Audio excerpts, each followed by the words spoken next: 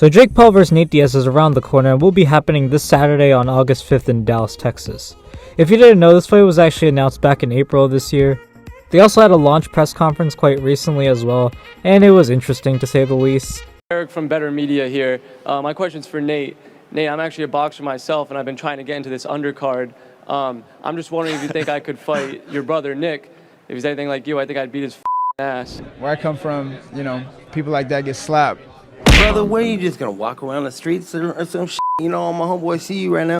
It was at this moment that he knew. He f***ed up. After losing to Tommy, Jake is now back and redeeming himself by fighting Nate Diaz.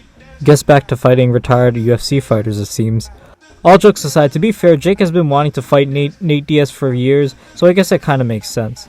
He even claimed he was gonna fight Nate, win or lose to Tommy, as that is a big money fight. Nate Diaz is a pretty big draw, and this could possibly surpass the pay-per-views Jake and Tommy did.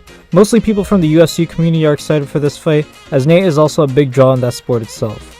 There's a lot of people that are excited for this fight, and others that think that this is pointless and a big mismatch. Originally, after losing to Tommy, Jake wanted an immediate rematch with Tommy to avenge his loss, but I guess before Tommy he wants a confidence booster fight, and that's why he chose Nate Diaz. So is this fight going to be close, or is this a complete mismatch?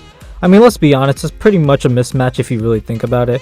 I feel like it's going to be the same thing with Ben Askren, Woodley, and even Anderson Silva. Just another MMA fighter trying to outbox Jake Paul, who's been boxing for 5 years.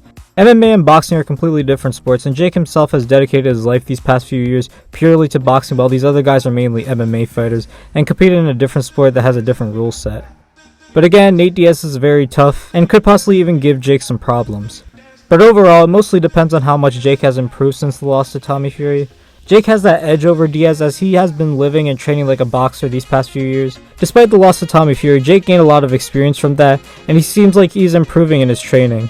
He even recruited Shane Mosley back since his fight with Gibb back in 2020.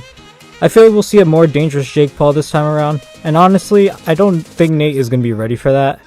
I say this fight has a possibility to go the distance, depends on how Nate takes those power shots from Jake. Nate is well known for having a great chin anyways, so the possibility of him getting knocked out is 50-50. Depends on if Jake has enough power to put him down. Or I could see this fight ending within 4 rounds, or maybe even less, not quite sure. Again, depending on how Jake shows up that night, this could be an easy win and a confidence booster for him to get his name back out there.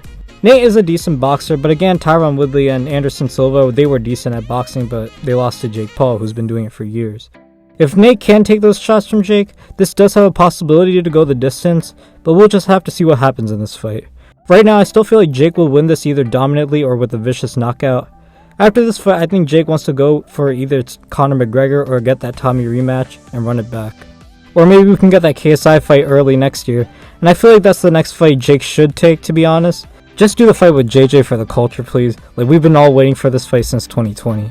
But there's my predictions for this fight. Let me know who you think will win in the comments below, and let me know other topics in general you guys want me to cover in the comments below. Be sure to like, subscribe, and hit the bell to never miss out on new videos. As always, thank you guys for watching, and I am Mega Shadow, signing out. Peace.